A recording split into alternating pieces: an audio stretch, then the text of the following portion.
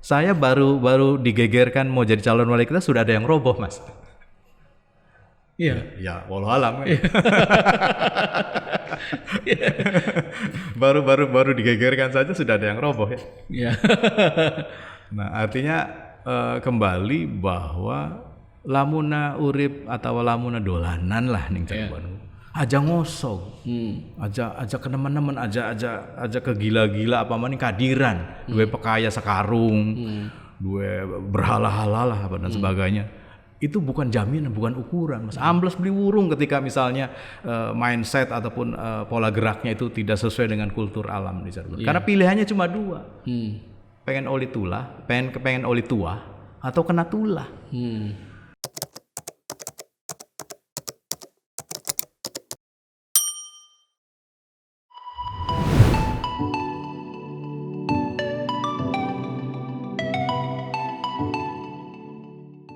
Assalamualaikum warahmatullahi wabarakatuh. Jumpa lagi di podcast Rakyat Cirebon TV bersama saya Suwandi. Pada kesempatan kali ini podcast Rakyat Cirebon TV kedatangan sosok tamu istimewa. Beliau adalah seorang budayawan dari kota Cirebon dan sekarang lagi eksis memperkenalkan diri karena kabarnya akan maju di Pilwalkot 2024 dari jalur independen. Ini dia Kang Akbaruddin Sucipto. Apa kabar Kang Akbar? Alhamdulillah sehat, Kang Mandi. Alhamdulillah bisa ketemu di podcast Rakyat Cirebon. Prolognya luar biasa ini. Kalau kesibukan Kang Akbar sekarang apa nih? Yang jelas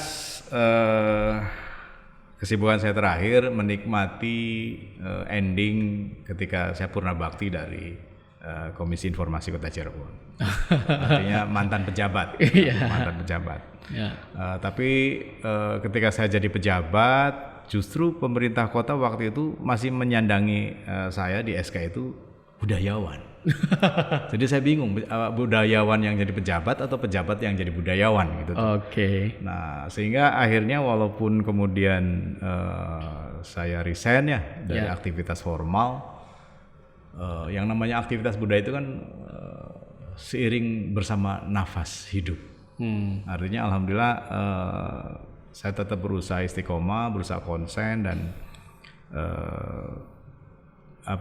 di kesenian dan kemudian sekarang saya melihat bahwa isu persoalan bahasa daerah, bahasa Cirebon pun juga harus diselamatkan oleh semua, bukan oleh saya gitu, oleh semua. Maka saya pun sekarang sedang mengawal bahasa Cirebon dan juga beberapa isu-isu lain yang sebetulnya itu sudah saya pelajari sejak lama. Artinya sejak 90-an awal saya sudah membaca itu, melihat itu, dan makanya saya agak risih ketika contoh misalnya pompa air Riau dirongsok gitu kan. Karena saya saat itu mengalami kunjungan resmi dengan wali kota, dengan direktur PDAM pada masa-masa di era 90-an ketika proyek CUDP 2 ya. Jadi artinya masih ada di ingatan gitu tuh. Soal perbatasan. Nah, itu pun juga menarik perhatian saya. Termasuk misalnya beberapa isu kekinian ketika Undang-Undang Pemajuan Kebudayaan lahir. Cirebon yang notabene kaya dengan beragam hasanah ya. Objeknya ada, kontennya ada. Sekarang ditambah regulasinya ada. Dalam bahasa tanda kutip, dana perwaliannya pun sama negara disediakan. Dana abadi kebudayaan. Lamun masih ketinggalan, ora beres, ya tinggaling. Itu bahasa yang nyantel di saya. Gitu. Jadi kalau soal bahasa Cirebon, sebetulnya apa kekhawatirannya gitu? Apakah semakin minimnya penutur bahasa Cirebon atau bagaimana? Apa kekhawatirannya? Terus dengar-dengar ini juga Kang Bar juga membuat lembaga bahasa Cirebon gitu. Itu lembaga apa? Betul. Jadi kembali bahwa bahasa Cirebon itu harus diselamatkan oleh orang Cirebonnya sendiri. Wong Cirebon ki bakal beli bisa ngomong Sunda, ya ora urus. Beli papa. Wong Cirebon ki beli bisa aja ngomong bahasa Indonesia kan. Iya. Karena unggal dina Cirebonan bae sih. Ora keder. Tetapi ketika kemudian bahasa Cirebon hilang, musnah, tidak lagi digunakan oleh masyarakatnya, penggunanya, maka tunggu saja dampaknya. Dampaknya apa? Beragam potret perjalanan dinamika masa lalu Cirebon yang itu ditulis dengan aksara Cirebon, carakan Cirebon, pego dan sebagainya, tidak akan bisa tercover, tidak akan bisa dibaca karena masyarakatnya boten saged. Iya. Jadi ada ancaman ketercerabutan dari akar Iya. budaya. Jadi ketika orang tua Cirebon dulu secara sederhana ngomong aja sampai ke Paten Obor ya gitu. Iya. Nah, salah satu cara untuk agar kita tidak ke Paten Obor tuh ya bahasanya dijaga di Pulasara. Alhamdulillah di periode penjajahan pun misalnya ya. Orang Cirebon tuh masih beruntung.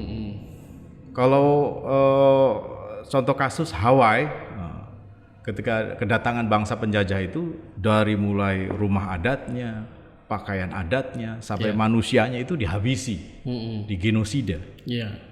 Orang ngomong pakai bahasa Hawaii ya ditembak.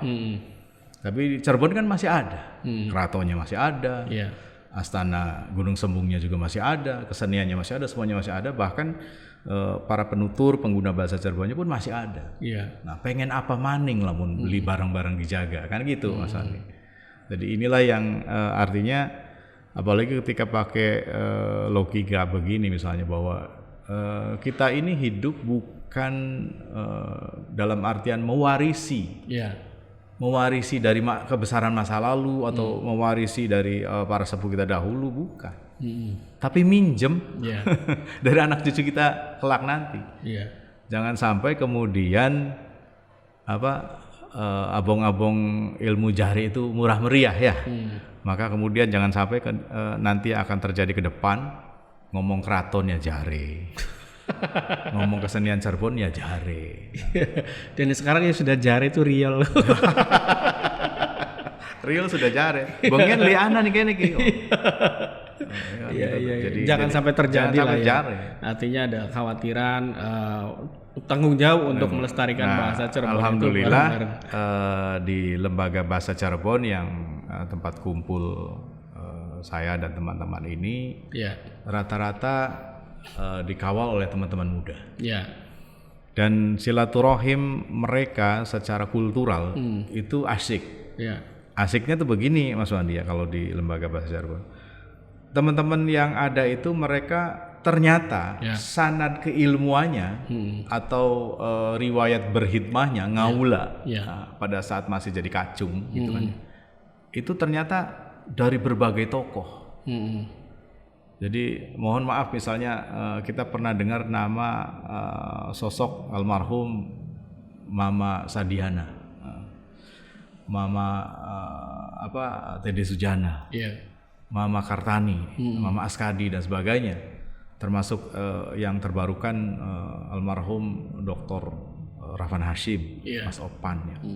Nah di LBC ini teman-teman mudanya itu murid-muridnya mereka semua. Jadi reunian. Reunian yang semoga pengalaman masa lalu ketika mereka bergelut dengan para sepuh, para tokoh di masanya ya, itu bisa mewujud sekarang. Itu soal bahasa satu. Artinya kembali bahwa soal bahasa wis beli usum. Zamane aja pengen bahasa Cirebon lestari tulis kula-kulane demo. Gedung sate kudu mengkenen. Pemkot balai kota kudu mengkanan. Itu bukan zamane. Wis beli usum. Artinya apa? Kalau kita ingin melestarikan bahasa ya dinggo. Di pemerintahannya dipakai, di masyarakatnya digunakan, di ormasnya digunakan. Jadi asik itu. Seperti itu Kang Wandi. Sebenarnya menarik ya kalau berbicara Cirebon gitu kan. Tidak hanya aspek bahasanya saja, tapi yang lainnya kayak kebudayaan. Kemudian yang paling terbaru soal Cirebon adalah ya mungkin masih lekat di ingatan kita terkait dengan perbatasan yang sempat menjadi headline di berbagai media di Cirebon, ini muncul lagi. Sebetulnya ini kan bukan isu baru ya Kang ya. Betul. Ya Kang Akbar sendiri melihatnya seperti apa? Kalau saya greget aja, karena beberapa saat lagi usia saya ini akan memasuki separuh abad. Ya. Tadinya seri 4 sudah lewat, sekarang akan memasuki seri 5. Belat maning. Nah, lamuna seri 5 ini balik kota taning Jakarta kan menggawe. Tapi kalau lamuna angger-angger ya tetap menjadi masyarakat ya do ngabai wis kan mengkota. Yeah. Nah, maksud saya gregetnya kan begini. Yang namanya perbatasan itu jangan dipolitisir. Kenapa saya selalu mengatakan demikian? Karena mari kita ingat bagaimana dahulu misalnya pemerintah kolonial kita menjajah kita ya, dan kemudian mereka mengotak-ngotakan wilayah. Oh, Jawa Barat dengan Jawa Tengah dipisah oleh Cisanggarung, misalnya kan itu ya Cisanggarung. Nah, yang kemudian kita harus teliti kan begini. Cisanggarung iya sing losari si lempeng. Ya kan tarik garis tuh ya. Nah, kan kalau perbatasan kan main garis-garis saja kan itu tuh. Tapi kemudian teorinya misalnya harus mengikuti sungai yang jadi penandanya misalnya patoknya atau sungai misalnya. Nah, yang namanya Cisanggarung itu dari Karangdempel atau dari utara sananya sampai kemudian ke arah Limbangan ke jalan raya tuh. Iya memang lempeng. Ya. Tapi begitu masuk terminal Losari belok tengen. Astana Langgar terus menuju ke arah Waled, terus menuju ke arah Cidahu dan terakhirnya di Waduk Dharma. Akhirnya kan belok kanan. Artinya kalau misalnya konsisten pemerintah kolonial pada masa itu menjadikan Sungai Cisanggarung sebagai perbatasan Jawa Barat dan Jawa Tengah, maka batas wilayahnya itu ada di Waduk Dharma. Artinya Kuningan Bang Kiwe, ya. Kuningan sebelah kiri itu Jawa Tengah, nah, Kuningan sebelah kanan itu Jawa Barat. Jawa Barat gitu. Nah, fakta kultural ini kan selalu tidak pernah diperhatikan. Bagaimana misalnya di Kabupaten Brebes ada 14 desa yang masyarakatnya berbahasa Sunda. Nah, ini kan kadang-kala kalau kitanya selalu menganggap perbatasan itu adalah aset. Lumayan jadi sesuatu yang memang harus dipertahankan. Bahkan ada kalimat-kalimat yang bagi saya itu kontraproduktif. Dan ternyata itu malah berbalik kepada sang pembicara. Bagaimana petinggi-petinggi atau kepala daerah di wilayah Cirebon ini ya, yang misalnya berkata langkahi mayat saya dulu. Urusan perbatasan kan ya pak. Cari wong Cirebon kan geblak. Ada yang kemudian berkata tidak sejengkal tanah pun. Kan ya seri kan kalau kepala daerah kan seri kalau kata orang Cirebon. Artinya narasi-narasi ini seyogianya Mbok Yao tidak harus muncul dan disampaikan oleh elit, para kepala daerah misalnya. Karena balik maning wong-wong kang ana ning perbatasan kan gawe KTP ya duit dewek, gawe kartu keluarga ya dudu sing pemerintah, artinya bukan subsidi dan sebagainya, termasuk untuk mempertahankan hidupnya. Itu kan mereka berjuang sendiri-sendiri. Kalau yang beredar di media kan sebetulnya isu perbatasan yang kekinian ya, yang saat-saat ini marak jadi bahan pemberitaan itu bahwa untuk yang di perbatasan yang masuknya ke Kabupaten Cirebon ternyata lebih menikmati fasilitas yang ada di Kota Cirebon. Problemnya kan itu sebetulnya masalah jarak dari perbatasan ke pusat ibu kota dan pusat layanan publik mungkin. Ada yang seperti itu Kang. Kalau saya yang begitu-begitu aja dipikirin teman-teman itu bab rerasan. Artinya tergantung bagaimana perspektif kitanya, ya kan perspektif kitanya. Artinya saudara-saudara kita yang di wilayah kabupaten yang kemudian beririsan dengan banjir kanal sungai yang membentang membelah Tuparek itu misalnya, ketika di arah kotanya ada TPS. Langsung nyudingan aja buang sungkrahin nih kayaknya kan gitu kan. Jadi artinya kembali bahwa seluruh sarana dan prasarana yang sifatnya berorientasi untuk kepentingan publik bagi masyarakat itu mbok yau ya disediakan oleh pemerintah daerah masing-masing. Seharusnya ya. Jangan enda bae lah mentang-mentang di Cirebon anak urus diurus, anda deleng dideleng anak akhirnya abai dalam mengurus yang demikian ya. Jadi termasuk bagaimana begitu sulitnya misalnya bikin KTP. Dan yang kemudian harus menjadi perhatian semua, pokoknya segala apa yang urusannya dengan sektor layanan publik ya harus dikedepankan. Jadi balik lagi ke statement tadi di awal Kang Akbar, sebaiknya jangan dipolitisir, tapi apapun kebutuhan masyarakatnya, Pemda harus hadir di situ. Sekarang maksud saya begini, hari politik itu kan alus-alus gatel ya. Kelihatannya. Sebelum dilanjut Kang, kalau itu kan problem kekiniannya yang muncul. Nah, yang menarik lagi dari Kang Akbar ini kan sempat bikin statement bahwa sebetulnya masalah perbatasan itu dari dulu juga sudah sempat geser-geser, terutama yang ada di wilayah memang perbatasan kota dan kabupaten Cirebon. Waktu penjajahan Jepang terjadi agresi militer itu seperti apa? Kalau kita kilas balik ke masa itu. Saya sampai dengan sekarang sendiri kalau boleh jujur masih mencari. Sapa dalangnya orang. Artinya kalau bicara konstruksi sebuah policy atau kebijakan karena kenapa saya bertanya siapa dalangnya itu kan karena begini. Ketika era penjajahan Belanda sampai artinya Gubernur Jenderal terlahir jelang Agustus gitu kan itu kan wilayah kota Cirebon itu kan seperti yang sekarang. Tangkil, Tuparep misalnya, itu pun dengan kondisi yang fluktuatif lah, tambah kurang gitu kan. Kemudian Cirebon Timur Lemah Hungkuk atau apa. Nah, itu di zaman Belanda. Tapi ketika Jepang datang, konstruksi atau pemikiran bahwa Cirebon itu sepertinya sepertinya di mata penjajah mungkin sepertinya dianggap layak menjadi sebuah kota metropolis ataupun apa, itu nambah. Sampai ke Asana Gunung Jati.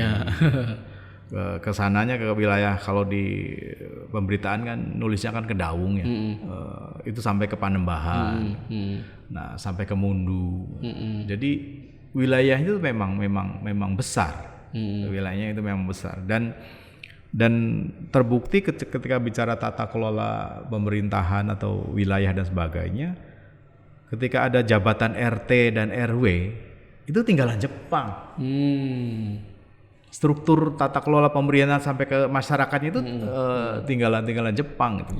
Tapi kenapa kemudian ketika Jepang pamit, Jepang pergi lagi, wilayahnya emang mereketet maning gitu. Jadi kota Cirebon seperti ini saat ini gitu ya. Yang tadinya dari Astana kemudian Panembahan sampai ke Mundu barangkali itu balik lagi ke kabupaten. Jadi ketika kemudian misalnya di wilayah hukum Polres kepolisian resort di kota ketika Gunung Jati, Kapetakan, Mundu dan Kedawung misalnya masuk di kota Cirebon ya. Itu dasar hukum ataupun dasar kepentingannya kan layanan yang terbaik bagi masyarakat. Hari secara administrasi kewilayahannya ya bruk-bruk bae yang udah duduk deke kota misalnya kata kotanya kan itu ataupun jare kabupaten kan misalnya DKI Sun kan seperti itu. Tapi paling tidak ketika merasa bahwa itu adalah DK punya saya, punya aku atau apa, ya diurus.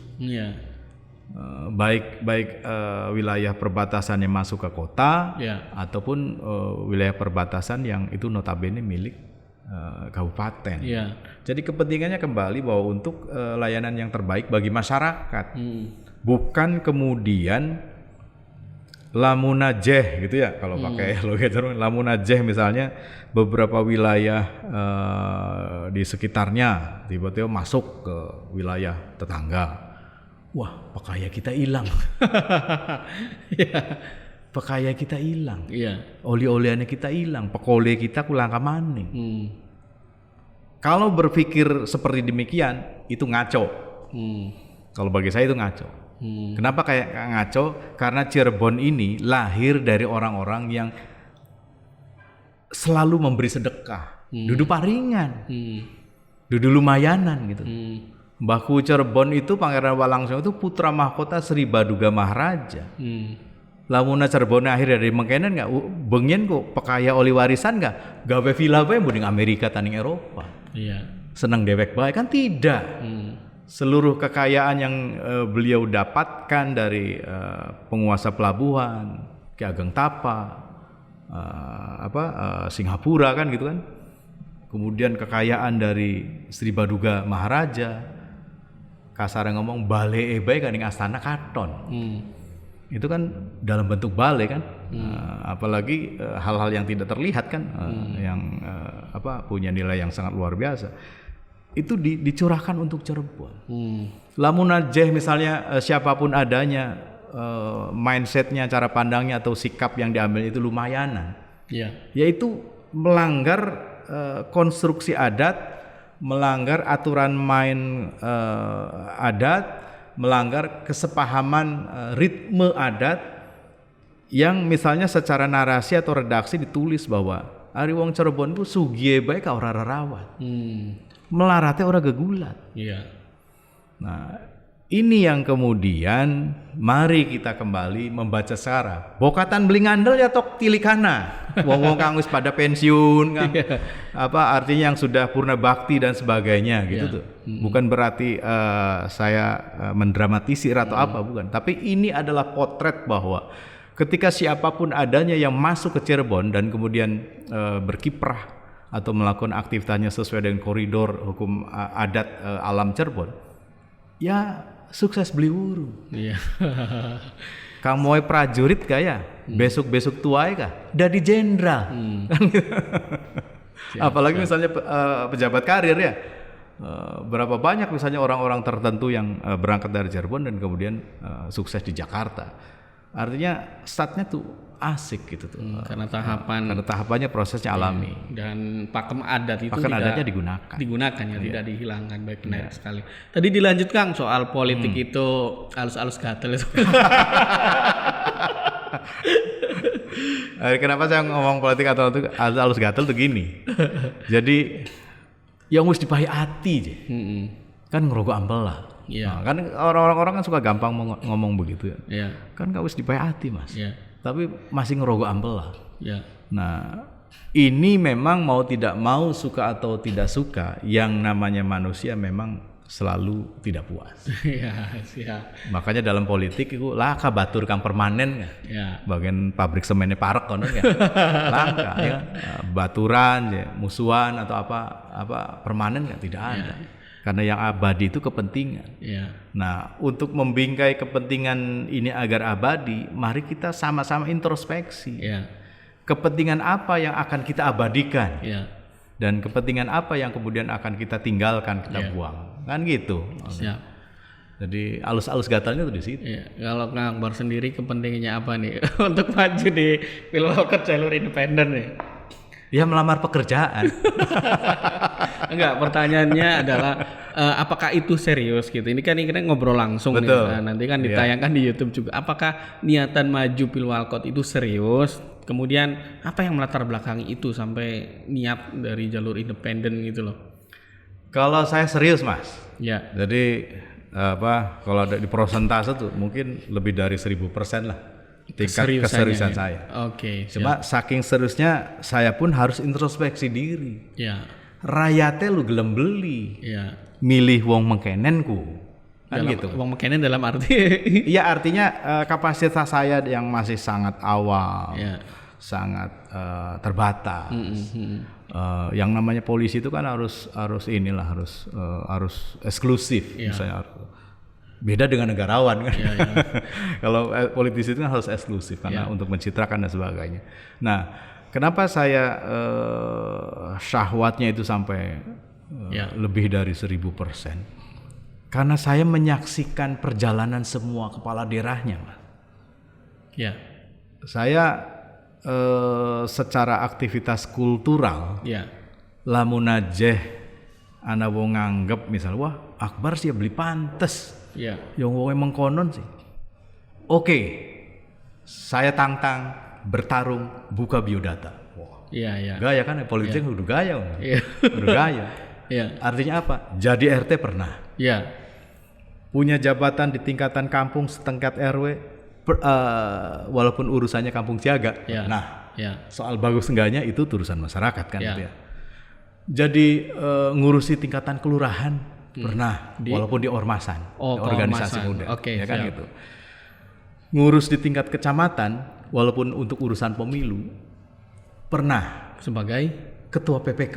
Oke, siap. Camate pemilu, gue Iya. pernah jadi bandar, camate pemilu di kecamatan Lemah Wungkuk. Nah, Betul. Kan gitu. Itu kan Iya. camat, Mas. Ya, itu level kecamatan. Ada yang lebih tinggi lagi. Nah, yang lebih tinggi laginya ngemong bocah.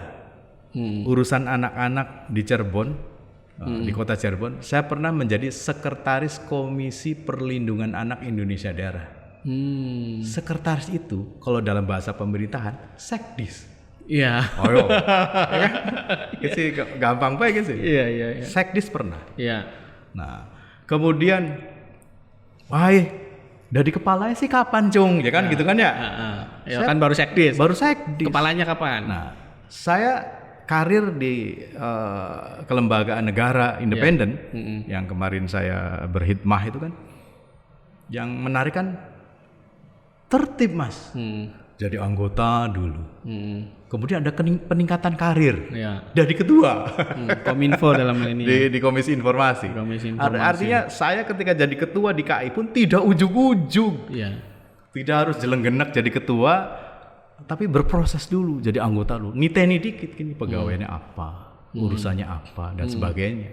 Sehingga alhamdulillah artinya perjalanan-perjalanan itu di samping keorganisasian yang ada ya, di urusan pemudaan ataupun masyarakat, termasuk di urusan kesenian, bukan berarti saya terlalu bereforia ataupun punya berlebihan dalam membicarakan masa lalu saya, tapi semoga saja itu saya kira mudah-mudahan cukup untuk jadi bekal. Ya, ya.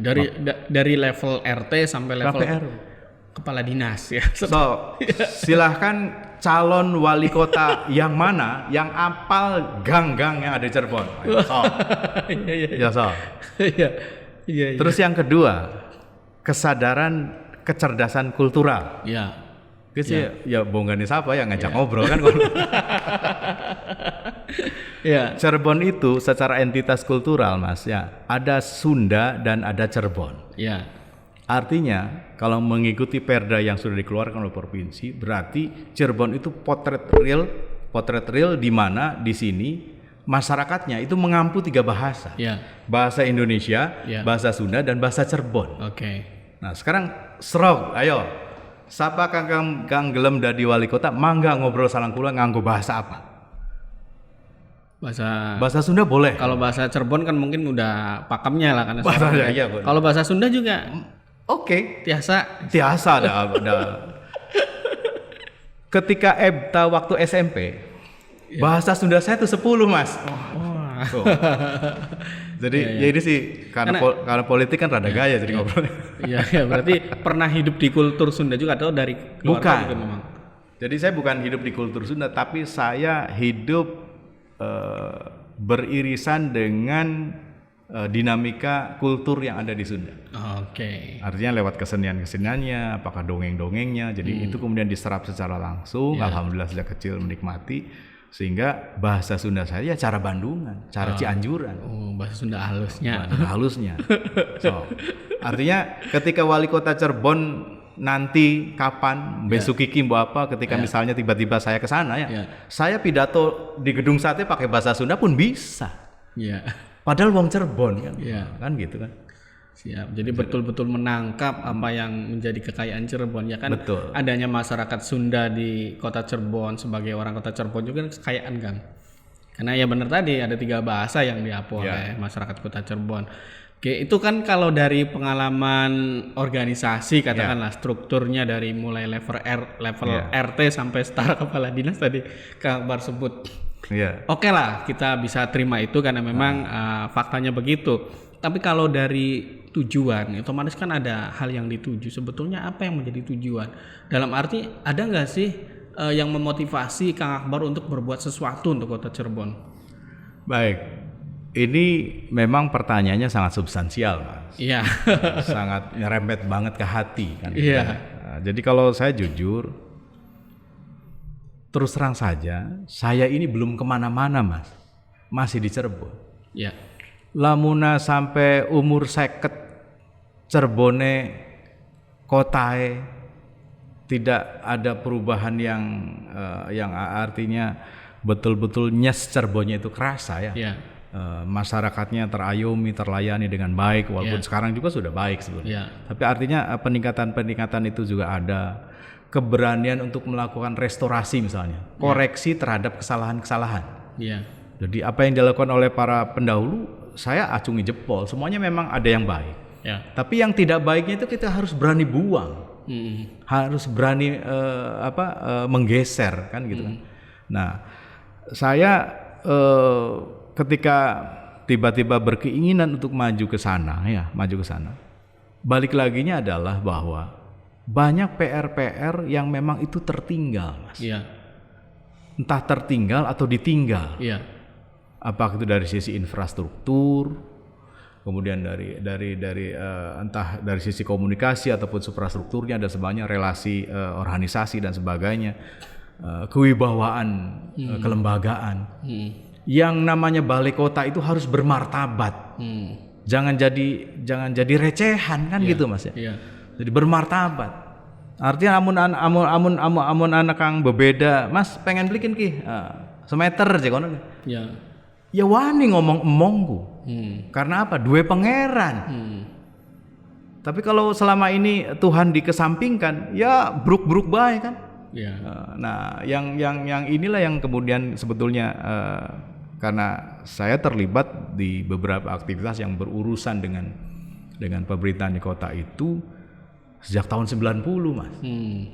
Ketika saat itu saya terlibat di program Community Development Program, jadi program pengembangan partisipasi masyarakat CUDP di tahun 90-an. Nah, sekarang kalau umur 90 sampai dengan sekarang, yang politisi baik anak lahir di era-era itu kan, artinya ketika politisi ataupun teman-teman yang ada bukan saya nyinyir atau apa ya, mereka ketika sekarang duduk pun ya saya sudah lari, walaupun yang lari adalah pikiran. Jadi saya lebih berharap akan ada perubahan yang sangat radikal.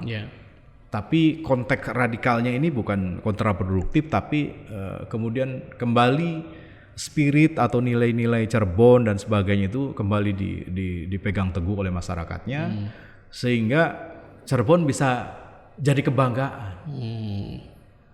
Cirebon bisa jadi sesuatu yang patut disuri taulodani. Karena kita punya riwayat masa lalu yang kuat. Jadi balik maningnya ya aja sampai Cirebon gue cuma ngopeni jare bari jare. Iya. Ketika berusaha untuk mengamankan kewibawaan, kita gandulnya kan ke Sunan Gunung Jati. Artinya kalau gandulnya ke Sunan Gunung Jati, kitanya sebagai masyarakat sekarang itu bisa apa, Mas? Bisa apa? Dan pernah berbuat apa kan gitu. Nah, ini memang harus kolektif. Jadi bagi saya ya regulasi istilahnya pengen ngajak bener. Pengen ngajak bener, pengen berbuat baik dan benar, dan semoga jadi sosok yang juga gampang diinget nang. Kenapa saya terobsesi masuk di jalur independen? Karena independen itu basicnya akar rumput, Mas. Iya. Basicnya akar rumput. Ada akar rumput kok kang beli kecipratan saweran kah? Iya kan? Iya. Akar rumput dan itu jumlahnya jauh lebih banyak ketimbang orang-orang yang didatangi oleh tim sukses. Nah, saya lebih melihat itu, artinya semoga hikmah saya nanti itu itu kalaupun misalnya masyarakatnya berkehendak, berkeinginan, ikhlas ridho lah kata orang Cirebonnya, ya mangga bareng-bareng. Saya bukan sosok yang istimewa ataupun luar biasa, tapi ya kalau didekati secara bersama-sama, maka kejayaan masa lalu itu akan bisa dibuka kembali. Oke, siap. Kuncinya itu. Iya, tadi menarik sekali paparannya sebetulnya. Hanya saja secara teknis untuk jalur independen ini lebih butuh perjuangan. Betul, kan? Harus mengumpulkan sekian ribu dukungan barangkali untuk di kota Cirebon. Betul. Dan balik laginya itu persoalan komunikasi. Artinya persoalan komunikasi itu kan begini. Ketika 200.000 warga Cirebon misalnya, atau 243.000 Cirebon yang ada di daftar pemilih tetap ya. Ya 10%-nya krungu. Wah. Artinya mendengar. Ada perjuangan yang akan dilakukan oleh siapa dan kemudian mereka beliau misalnya merespon. Ya dukungan itu akan mengalir datang dengan mudahnya, Mas. Akan mengalir, dan saya sedang menikmati perjalanan itu. Perjalanan itu betapa tidak di sebuah hotel mewah ketika salah seorang pejabat itu sedang mengadakan resepsi pernikahannya, Mas ya. Antrian itu sudah sangat panjang. Tapi Allah punya cara. Saya yang dengan keterbatasan ini tiba-tiba ketika berada di antrian paling belakang, para pengobengnya langsung merapat, "Pak, mohon maaf Bapak lewatnya jalan ini." Kosong, melompong, tidak ada antrian, akhirnya berdiri paling depan. Siap. Jadi bagi Cirebon itu semuanya serba mungkin. Cuma tinggal bagaimana ketika kita mendekati segala kemungkinan yang ada itu, paling tidak ritme, dinamika, tempo dan sebagainya itu sesuai dengan koridor kultural Cirebon. Artinya aja ngosok, pengen dadi jeung ngosok, jejak mana jejak mene, tampak mene kan. Jadi tidak begitu. Karena apa? Cirebon itu yang sekarang jadi kota Cirebon, Mas ya, itu dulu dikenal dengan nama Cirebon Larang. Sing arane bae Cirebon Larang. Nah, kenapa Cirebon Larang? Karena di Cirebon ini ada sosok, ada figur yang kecantikannya itu memang sangat mahal. Artinya ketika bicara Nyemas Subang Larang ya, itu kan seolah-olah dianggap sosok perempuan yang punya mas keranjang. Ini neneknya Sunan Gunung Jati ini kan. Nah, terus kemudian secara alam karangnya kagetos. Terlepas ini apakah ada hubungannya dengan kemudian lahir Jalan Karanggetas ya. Maksudnya karangnya getos tuh begini, hamparannya itu tanah berlumpur, sedimentasinya sangat tinggi. Makanya kalau tanah berlumpur, kalau kita pakai kendaraan, ya aja cepet-cepet. Hari ngebut cepet, split kan rodanya. Saya baru digegerkan mau jadi calon wali kota sudah ada yang roboh, Mas. Ya, walau alam. baru digegerkan saja sudah ada yang roboh ya. Nah, artinya kembali bahwa lamuna urip atau lamuna dolanan lah ning Cirebon. Aja ngosok, aja kenemen-nemen, aja kegila-gila apa maning kadiran, duwe pekaya sekarung, duwe berhala-hala apa dan sebagainya. Itu bukan jaminan, bukan ukuran, Mas. Ambles beli wurung ketika misalnya mindset ataupun pola geraknya itu tidak sesuai dengan kultur alam di Cirebon. Karena pilihannya cuma dua, pengen oli tulah, pengen oli tua, atau kena tulah. Nah, jadi tetapi di Cirebon pun jangan aja wedian. Lagi pegang kesempatan memangku jabatan atau apa, wedi ning inspektorat ya, wedi ning BPK, wedi ning KPK. Ketika konteksnya bahwa itu orientasinya adalah untuk kepentingan yang terbaik bagi masyarakat, ya dikerjakan beli urung dengan pendekatan konsultasi yang proporsional dan profesional. Iya. Kula ku Pak pengen beberes alun-alun. Kira-kira kula aja disebut nyolong kah? Pripun? Konsultasi begitunya tuh. Kira-kira kula tidak dianggap sebagai wong lumayanan ketika membangun jembatan atau memberesi drainase dan sebagainya. Itu seperti apa? Ya. Konsultasi yang konstruktif, yang positif, sehingga dinamikanya akan kencang. Begitu pula ketika bicara, artinya begini, belum lama kita oleh corona saja kan bertukuk lutut, Mas. Karena sistem anggaran kita sampai kemudian mengenal istilah refocusing. Engko barang kang beli katon bae ka. Seluruh RKA, DPA, APBD dan APBN itu nurut, dikoreksi dan ditata ulang. Aja ngokun ya, aja ngokin ya, aja sekian baik, nurut Mas. Apalagi misalnya konteksnya untuk kepentingan yang terbaik bagi masyarakat. Ari soal misalnya, wah kok ari mengkenen sih kita belum di apa-apa ang, ya kan? Disitulah kemudian nanti sistem akan bekerja.